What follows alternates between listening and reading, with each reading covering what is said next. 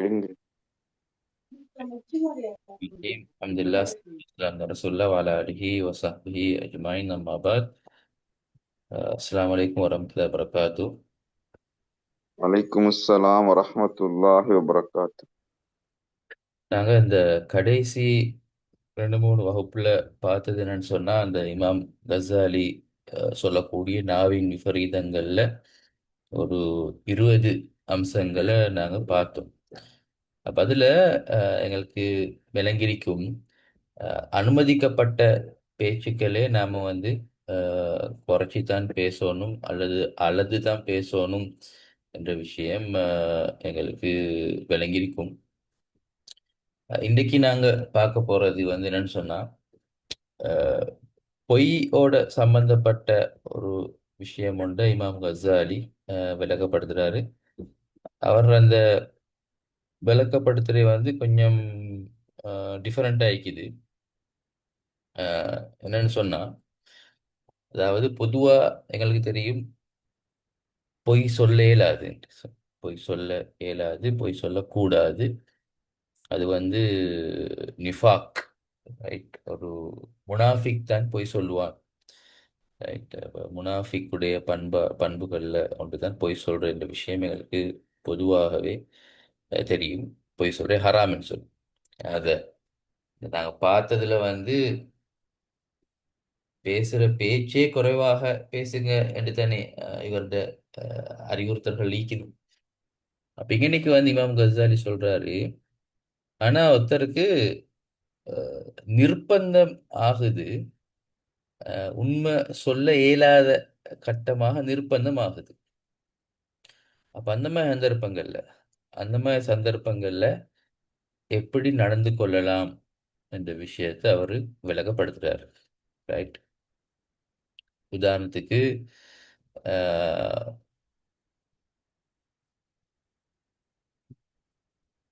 உதாரணத்துக்கு ஒருத்தர்கிட்ட ஒரு விஷயம் ஒன்றை கேட்கும்போது அவர் அறியாமல டக்குண்டு அவருக்கு வந்து உண்மை வரல. இது வந்து பாவமாக கருதப்படுமா அல்லது இது வந்து பொய்யாக கருதப்படுமா? வச்சுக்கொள்வோமே, அஹ், அவர்கிட்ட கேட்குறாங்க, இந்த எப்படி சொல்லலாம், அப்படி நிர்பந்தமான சந்தர்ப்பம் ஒன்று சொல்றேன்னு சொன்னா, உம் சாப்பிட்டீங்களான்னு கேட்டா வான்னு சொல்லிடுறது. ஆ எஸ், எக்ஸாக்ட்லி. நல்ல ஒரு உதாரணம். ஒருத்தர் வந்து சாப்பிட்றதுக்கு கூப்பிடுறாரு உங்களை, ரைட்? உங்களுக்கு வந்து சாப்பிட்றதுக்கு உங்களை கூப்பிடுறதுக்குள்ள இப்போ நீங்கள் நாங்கள் பொதுவாக நீ சரி வாரேன்னு சொல்லி சொல்கிறல்லே, ரைட்? ஆனால் நீங்கள் பொய் சொல்லணும் என்ற நோக்கத்தில் சொல்லல. அவனோட வாய் வந்து முந்துது. அதுக்கு வந்து அரபில் வந்து சொல்லுவாங்க சபக்குல் லிசான்னு சொல்லி. சபக்குல் லிசான்னு சொன்னால் நாவு டக்குண்டு அது நாங்கள் அதாவது எங்கள்ட நாங்கள் அறியாமலே அது சொல்லி விட்டுருவோம் நாங்கள், ரைட்? அப்ப இந்த சந்தர்ப்பம் வந்து நாங்க தெரிஞ்சு வேணுமென்று பொய் சொன்னதாக கருதப்பட மாட்டாது என்ற விஷயம் இருக்குதா. இது சபக்குல் லிசான்னு சொல்றது. சபக்குல் லிசான் அவசரமா நான் கேட்குள்ள, ஓ இல்ல இல்ல நான் சாப்பிட்டேன் என்று சொல்லி அவரு சொல்லிடுறாரு, ரைட்? இதுல வந்து அந்த இன்னைக்கு பார்க்க வேண்டியன்னு சொன்னா, அவரு டைம் எடுத்து யோசிச்சு, எஸ் நான் சாப்பிடல தான், ஆனாலும் சாப்பிட்டேன் என்று சொல்லணும் என்று சொல்லி அவர் நினைச்சு பொய்யாக அது சொன்னா பொய்த்தான் அது. அது நோ டவுட் பொய், அது பொய்த்தான். ஆனா சில சந்தர்ப்பங்கள்ல அது உங்களுக்கு நடந்திருக்குமே, எங்களுக்கு நடக்கிற விஷயம்தான்.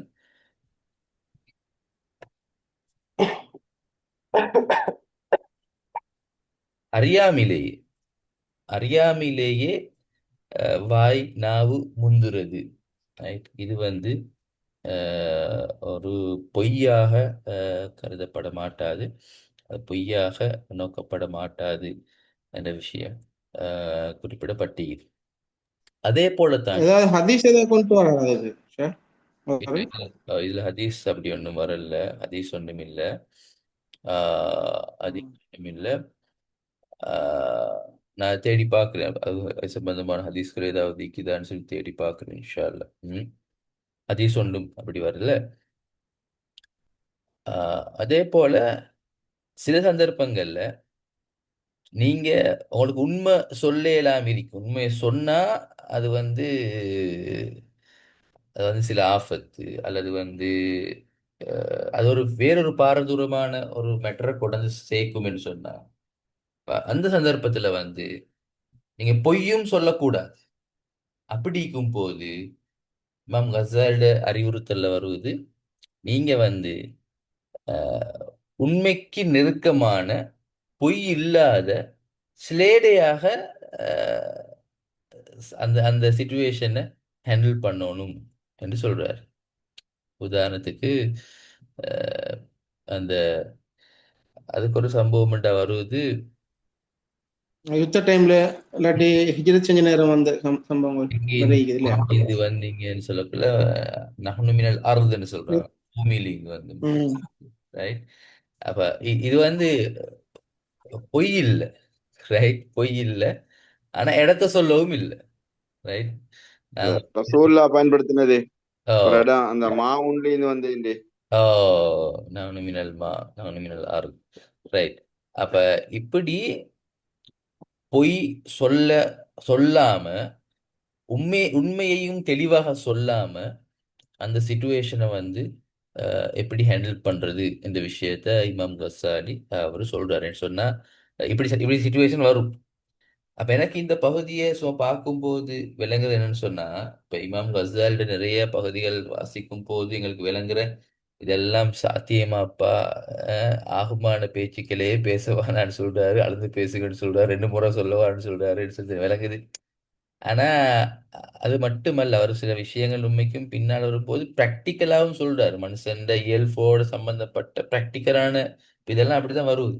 ஒருத்தர் அறியாம வாரது, ஒருத்தருக்கு பொ- பொய், அதாவது உண்மை சொல்ல இயலாத சுச்சுவேஷன்கள் வாரது, இதெல்லாம் பார்க்கும்போது அவர் மிச்சம் அந்த விஷயத்த பிராக்டிக்கலாக சொல்லிக்கிறாரு. அதே போலத்தான் இன்னொரு உதாரணம் உண்டு. நபி ஸல்லல்லாஹு அலைஹி வஸல்லம் கிட்ட வந்து ஒரு ஒரு பெண்மணி கேட்கிறா, நான் சொர்க்கத்துக்கு போவேனான்னு சொல்லி. அப்ப நபி ஸல்லல்லாஹு அலைஹி வஸல்லம் சொல்றாங்க,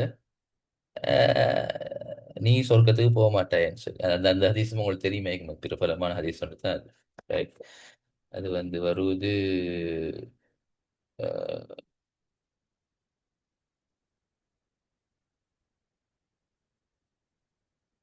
அஹ்,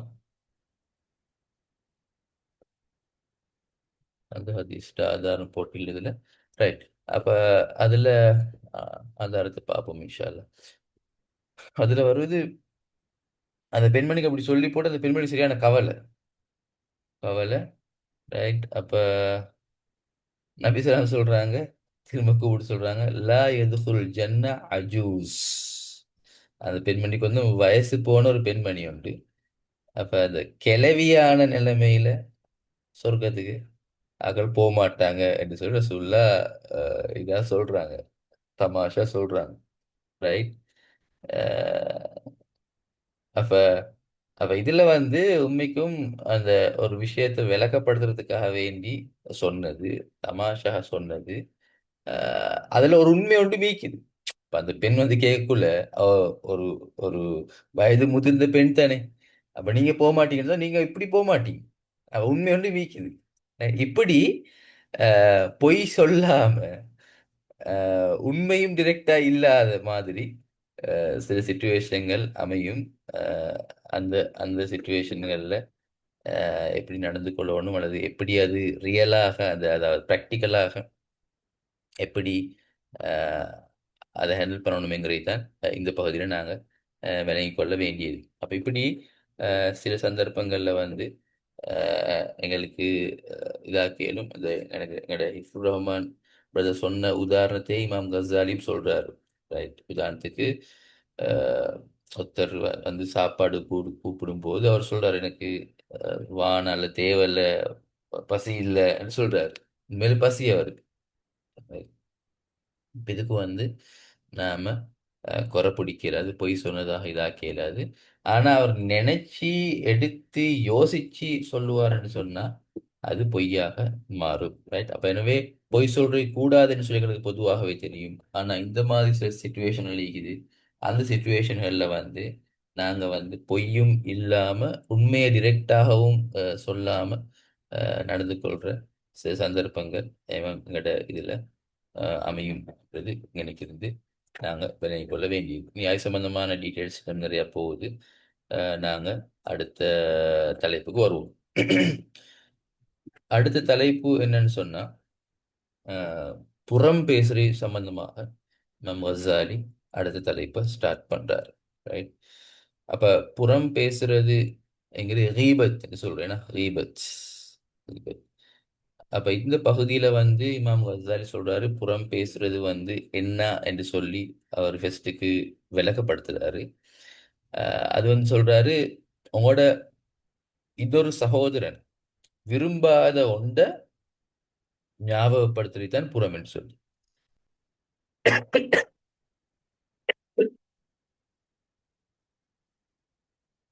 அது வந்து அவரோட உடம்புல ஒரு குறையாக இருக்கலாம், அவரோட பரம்பரையிட ஒரு குறையாக இருக்கலாம்,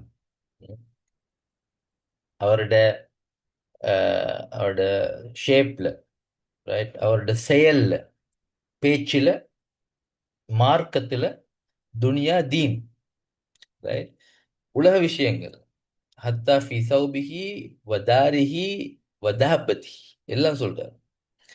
ஹத்தா ஃபி சௌபிஹி அவரோட அவரோட உடுப்புல, வதாரிஹி தாரண்டா இந்த ஊடு இருக்கிற இடம், தாப்பா தாப்பான்னு சொன்னா வாகனம்.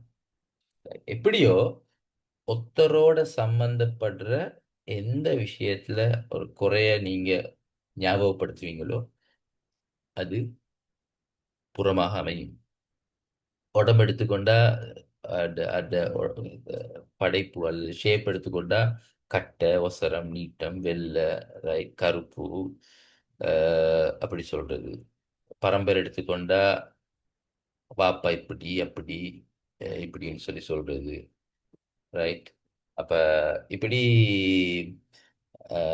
பரம்பரையை பத்தி இதாக்குறது. அதுக்கு பிறகு வந்து செயற்பாடு எடுத்துக்கொண்டா இவர் இது செய்யறது அது செய்யறது. அப்படி பேச்சு எடுத்துக்கொண்டா அவர் பேச்சு அப்படி கொண்டல் அது இதுன்னு சொல்லி சொல்றது. மார்க்கத்தை எடுத்துக்கொண்டா அவர் தொடுவுரல் அல்ல தொடுவுற அது இதுன்னு சொல்லி போட்டு இதாக்குறது. ஆஹ் அப்ப இதெல்லாம் வந்து ரீபத்தின் பகுதியில் தான் செய்யுது. இதுல எது கூடும் கூடாது, இது எந்த அளவுக்கு என்று சொல்லி பின்னால பார்ப்போம். ஆனா பொதுவாக இது எல்லாமே என்னன்னு சொன்னா ரீபத், புறம் பேசுறது. ரைட். புறம் பேசுறது சம்பந்தமா நபி ஸல்லல்லாஹு அலைஹி வஸல்லம் அவங்களோட பிரபலமான ஹதீஸ் தெரியும். அவங்க விளக்கப்படுத்துறாங்க என்ன புறம் என்று சொன்னான்னு சொல்லி. ரைட். அப்ப அதுல வருவது ذِكْرُكَ أَخَاكَ بِمَا يَكْرَهُ, உங்களோட சகோதரன் வெறுக்கிறத ஞாபகப்படுத்துறது. அப்ப சஹாபாக்கள் கேட்கிறாங்க அது இருந்தாலும் புறமாகுமான்னு சொல்லி. இப்ப நபி ஸல்லல்லாஹு அலைஹி வஸல்லம் சொல்றாங்க அது இருந்தா தான் புறம், இல்லாட்டி வந்து அது வந்து அஃபாண்டம். அஃபாண்டம் இல்லாதொன்று சொன்னா அது அஃபாண்டம், இருக்கிற சொல்றே வந்து புறம் சொல்லி. அதுக்கு பிறகு இமாம் கசாலி இந்த புறத்தை பத்தி ஒரு டீட்டெயிலான ஒரு எக்ஸ்பிளனேஷனை நல்ல அழகா செய்யறாரு. செஞ்சு அதாவது எப்படி புறம், எப்படி எந்தெந்த அந்த உதாரணங்கள் மூலம் சொல்றாரு எந்த எப்படி எல்லாம் புறம் பேசுவாங்கன்னு சொல்லி. அதுக்கு பின்னால வந்து இமாம் கசாலி சொல்றாரு புறம் வந்து தூண்டப்படுற காரணிகள் என்னன்னு சொல்லி. நான் அதை வந்து உங்களுக்கு இன்றைக்கு வகுப்புக்கு தமிழால போட்டு எடுத்தேன். ரைட். புறத்தை தூண்டுற காரணிகள் என்னன்னு சொல்லி. ரைட். பதில இமாம் கசாலி சொல்ற புறம் பேச தூண்டுற காரணங்கள் மொத்தமாக 11 தான். 11 காரணங்களால ஒருவர் புறம் பேச தூண்டப்படுவார். அது 8 காரணங்கள் பொதுமக்களோட சம்பந்தப்பட்ட காரணங்கள். பொதுவாக நாங்க எல்லாரும் புறத்தை நோக்கி தள்ளப்படுற காரணங்கள். மீதி 3 வந்து மார்க்க அறிஞர்கள், கொஞ்சம் படிச்சவங்களாய்க்கலாம் அல்லது வந்து மார்க்கத்தை விளங்கினவங்களாய்க்கலாம். அவங்களால அவங்களுக்கு அவங்க தூண்டப்படுற காரணங்கள் என்று சொல்லி அதுல பொதுமக்களிட தூண்டப்படுற காரணிகள்ல முதலாவது என்னன்னு சொன்னா அஹ், கோபத்தை தணிக்கிறது. என்னன்னு சொன்னா ஒருத்தர் மீது உள்ள கோபத்தின் காரணமாக நாங்க என்ன செய்யணும்னு சொன்னா அவரை பத்தி குறை பேசுவோம், அவரை பத்தி புறம் பேசுவோம். ரைட். அப்ப இது இது எங்களுக்கு பொதுவாகவே எங்களோட அனுபவத்துல அல்லது எங்களுக்கு தெரிஞ்ச ஒரு விஷயம் ஒருத்தர எங்களுக்கு பிடிக்காட்டி, விருப்பம் இல்லாட்டி, அவர் உள்ள கோவத்துல நான் என்ன செய்வேன்னு சொன்னா அவரை பத்தி மோசமா பேசுவோம். ரைட். அப்ப இது இந்த புறம் ஈபத் கடைசியில எப்படி மாறும்னு சொன்னா அந்த கோபம் சரியாக அடக்கப்படாட்டி அது ஹெக்குதாக மாறும். ரைட். அது குரோதமாக மாறும், பகையாக மாறும். ரைட். அது கடைசியில அவர் அப்படியே அழிச்சு போடும். எனவே கோபம் வாரதுனால ஒருத்தர் ரீபத் பேசுவார். அந்த ரீபத் கடைசியில அவரை ஒரு பகையாக மாத்தி அவர் அப்படியே அழிச்சிடுவார். அப்படியே இது ஒரு தூண்டல் காரணம். கோபத்தின் காரணமாக ஒருத்தர் புறம் பேசுவார். ரெண்டாவது, நண்பர்களோடு ஒத்துழைச்சி பழகிறதுனால புறம் பேசுவார்.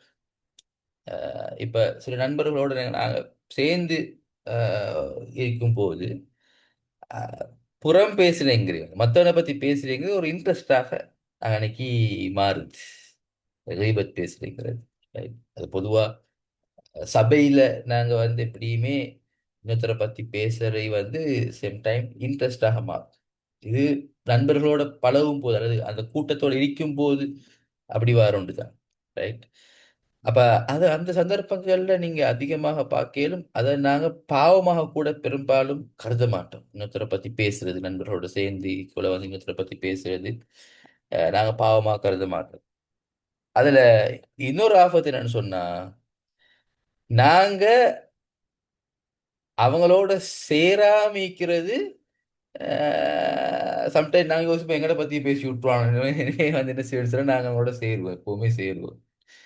ரைட். அல்லது எங்களை விரும்ப மாட்டாங்கன்னு சொல்லி போட்டு அவங்களை எங்களுக்கு விட்டு கொடுக்கவும் மேலா, விடவும் மேலாது. ஆனா அந்த பாவத்தை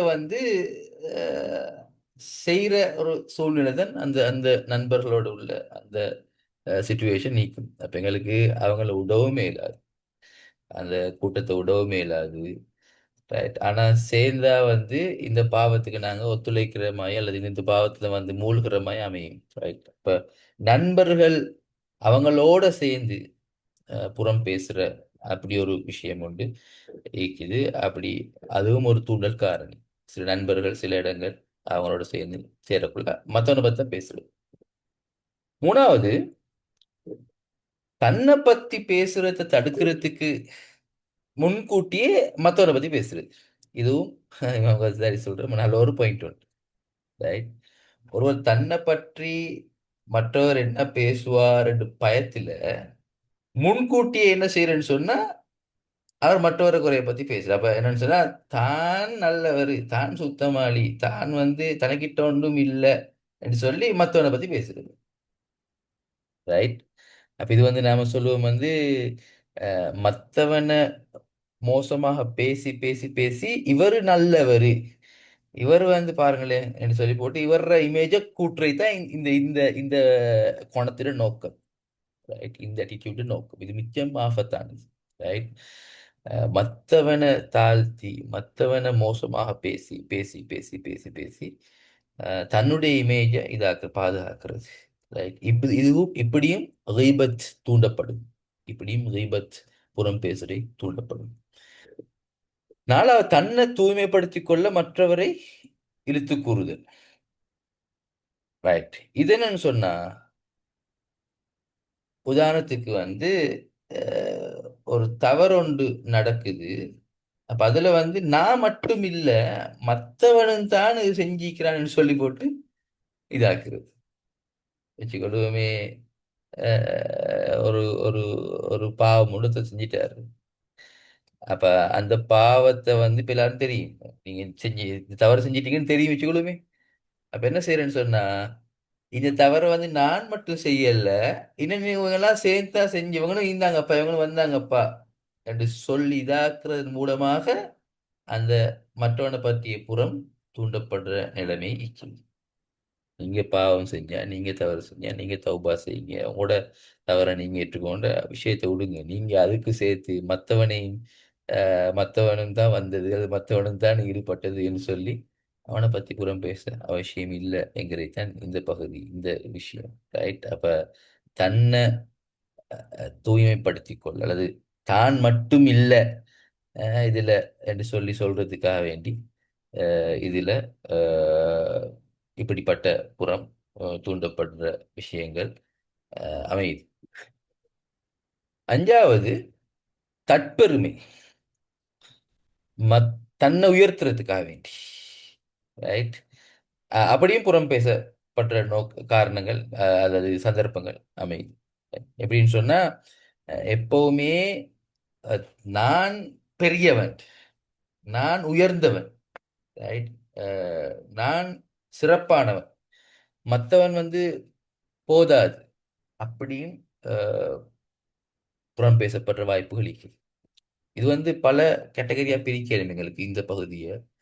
உதாரணத்துக்கு எங்கட கல்வியோடு எடுத்துக்கொண்டா எப்பவுமே எனக்கு ஒரு எண்ணம் ஒன்று இருந்தா, நான் தான் என் துறையில பெரியவன், நான் தான் என் துறையில உயர்ந்தவன் சொன்னா, நான் எப்பவுமே அதை அதை மேல கொண்டு வரத்துக்கு மற்றவனை பத்தி நாங்க அவரோட போதாது, அவர் ரைட்டிங்கை பாருங்க, அவர் ஆர்டிகல்ஸ் பாருங்க, அவரோட அகாடமிக்கை பாருங்க, அவரோட ஸ்பீச்சை பாருங்கன்னு சொல்லி ரைபத் தூண்டப்படும்.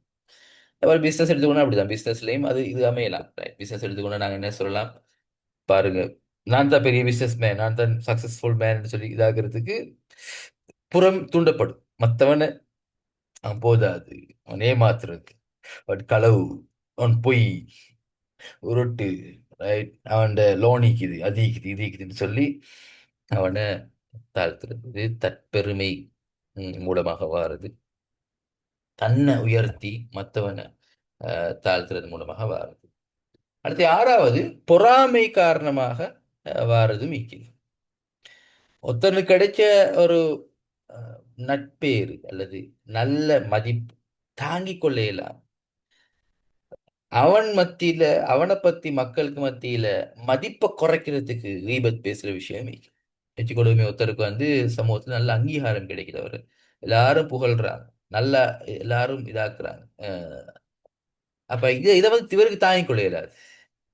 அப்ப என்ன செய்யற, அவர்கிட்ட குறைய தேடி தேடி தேடி என்ன செய்யறேன்னு சொன்னா குறைய சொல்றது பொறாமை காரணமாக. ஏண்டா அவருக்கு இருக்கிற அந்த ரெப்யூட்டேஷனை வந்து குறைக்கிறதுக்கு, இல்லாமாக்குறதுக்கு, நாசமாக்குறதுக்கு. அப்ப என்ன செய்யற, இவர குறைய தேடி பாருங்க, நீங்க நல்லவர்னு சொன்னீங்க, பாத்தீங்களா இவர் வேலை என்னன்னு சொல்லி போட்டு, பாத்தீங்களா இவர் எப்படின்னு சொல்லி போட்டு, பாத்தீங்களா இவர் என்ன செய்யறான்னு சொல்லி போட்டு, இப்படி அவரை வந்து பொறாமை காரணமாக இதாக்குறதுக்கு புறம் பேசுறதை தூண்டப்படலாம். ரைட்? இதுவும் மிக மோசமான ஒரு விஷயம். அடுத்து ஏழாவது, விளையாட்டுக்கு, நகைச்சுவைக்கு, பொழுதுபோக்குக்கு புறம் பேசுற இதுகளும் ஈக்குது. இதுவும் வந்து எங்களோட அன்றாட லைஃப்ல வார ஒரு இஷ்யூ ஒன்று தான் சம்டைம். ரைட்? என்னன்னு சொன்னா மற்றவரை வந்து சும்மா நெய்யாண்டிப்படுத்துறதுக்கு, ரைட், மற்றவரோட குறைய வந்து வச்சு நகைச்சுவை ஆக்குறதுக்கு, ரைட், இப்படி புறம் தூண்டப்படும்.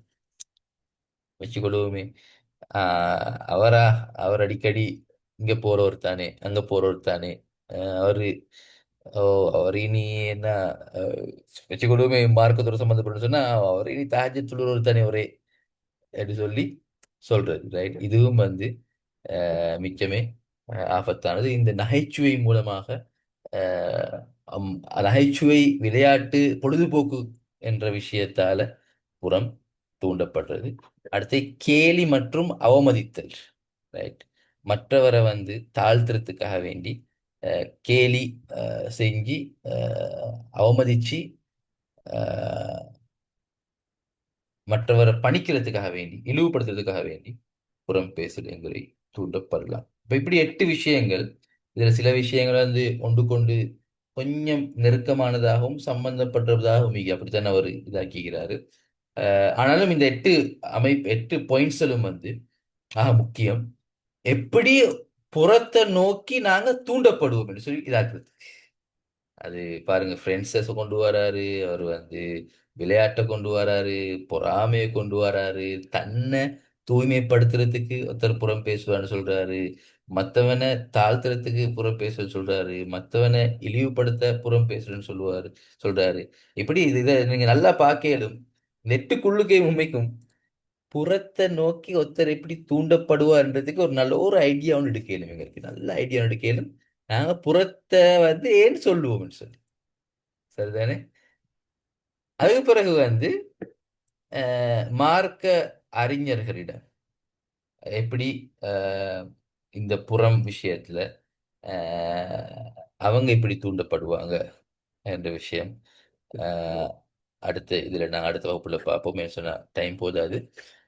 அப்ப இதுல வந்து நாங்க ஓகே இதுல வந்து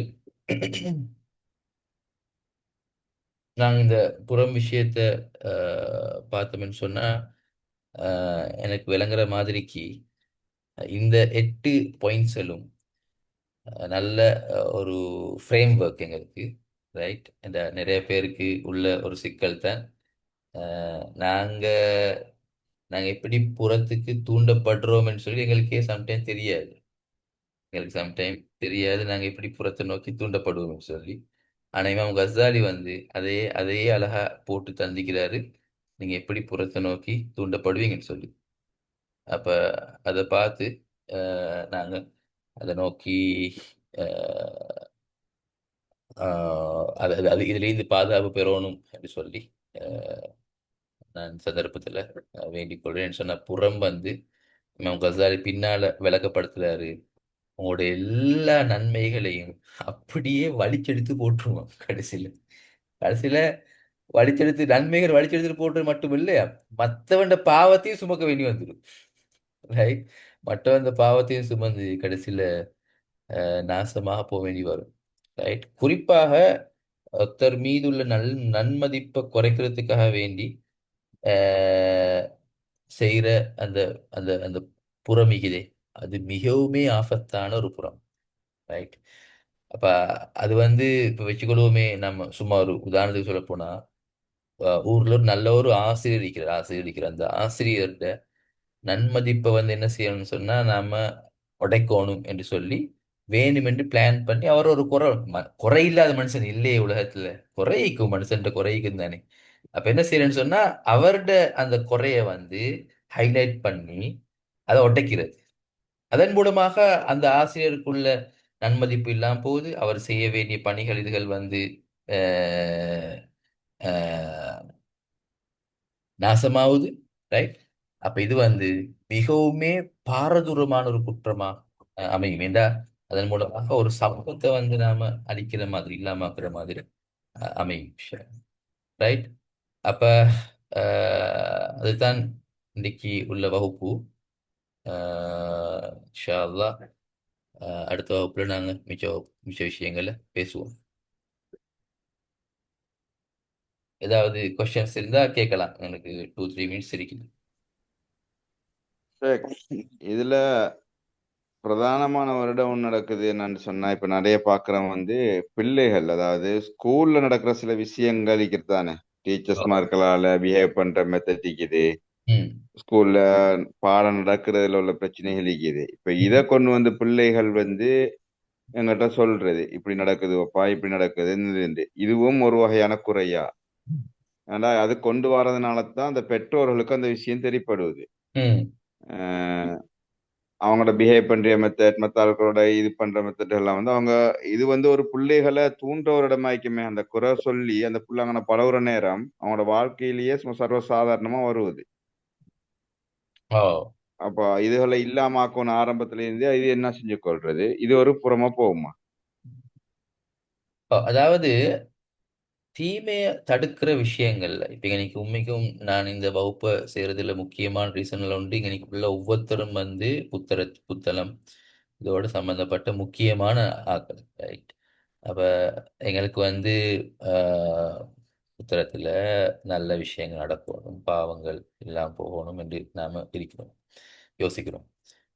தீமைகள் தடுக்கிற விஷயத்துல வந்து நாம மிச்சம் நீதி நியாயத்தோடு நடந்து கொள்ளணும், ரைட்? தீமையை தடுக்க வைத்து இன்னும் பல தீமைகளுக்கு அது தூண்டப்படக்கூடாது. தீமையை தடுக்க வைத்து திருந்துறவன் அந்த பாவத்திலேயே மூழ்கிற மாதிரி மாறக்கூடாது. தீமையை தடுக்க வைத்து அந்த தீமையை தடுக்கிற அந்த குறிப்பிட்ட நபர் இல்லாத மற்றவங்க பாதிக்கப்படும். இதெல்லாம் முக்கியமான பிரின்சிபல்ஸ். முக்கியமான பிரின்சிபல். ஏன்னா இஸ்லாத்தை பொறுத்தவரையில தவறு மனுஷன் செய்வான், பாவம் செய்வான், ரைட், இலைகள் செய்வான், ரைட். அப்ப அது மனுஷ இயல்பு. அப்ப அவனை வந்து எப்படி அதுலேருந்து கலட்டுறது, எப்படி மாத்துறதுங்கிறது தான் முக்கியம்.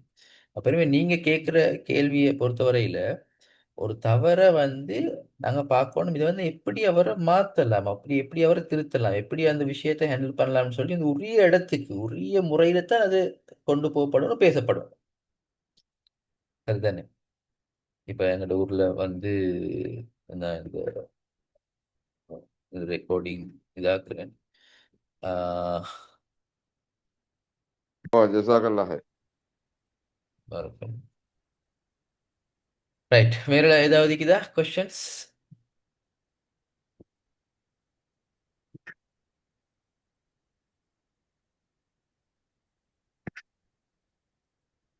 இல்லையா? மற்றது சில இதுல வந்து அப்போ நம்ம நிர்வாக அமைப்புகள் வார நேரம் ம் சில பிரச்சனைகள் வருவது, அதை நாம தடுக்க போற நேரம், இது வர நேரம் வந்து தலைமைத்துவம் வந்து ஒரு கண்ட்ரோலுக்கு எடுக்குன்னு சொல்லுவோமே.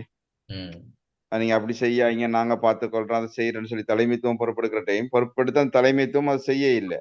ம் இந்த நேரமும் நாங்க தலைமைத்துவத்துக்கு கட்டுப்பட்டு மௌனிச்சிக்கிறதா, இல்லாட்டி அதை ஏன்னா சமூகம் சார்ந்த ஒரு விஷயமே, ம் அதனால அதை நாம வந்து முடிவு காண வரதா, இல்லாட்டி ஒரு உதாரணத்துக்கு சொன்னா ஒரு பள்ளியிட மாநில சொத்துக்கள் வந்து அபகரிக்கப்படுவது நல்லா விளங்குது, ம் மிஸ்யூஸ் பண்ணப்படுவது, மார்க்கத்துக்கு முரணான செயற்பாடுகளாகவே செயற்படப்படுது. ம் அப்ப அதுல தலைமைத்துவங்கள் இருந்து தலைமைத்துவம் நீ பொறுமையாயிருங்க, நாம அதை செய்வோம், நான் பார்த்துக்கொள்றேன், நான் அது பொறுப்பெடுக்கிற நேரம் நாங்க வந்து எங்கட பொறுப்புகள்ல இருந்து நீங்கிறதா தலைமை